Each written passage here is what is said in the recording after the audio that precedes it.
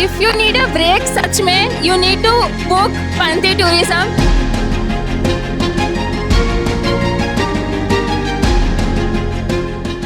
Tourism સાથે આવો અને સરસ મોકો મેળવો પોતાને જાણવા.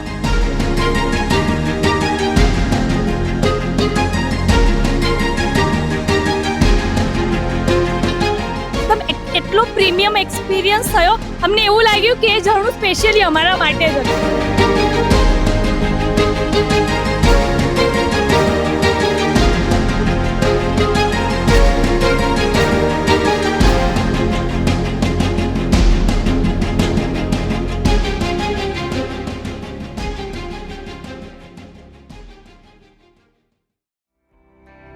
तो ये 3 दिन की जर्नी स्टार्ट करने के लिए हम लोग निकल जाते हैं अहमदाबाद के कुछ अनजान लोग के साथ, जिसे आज हम अपना दोस्त कहते हैं.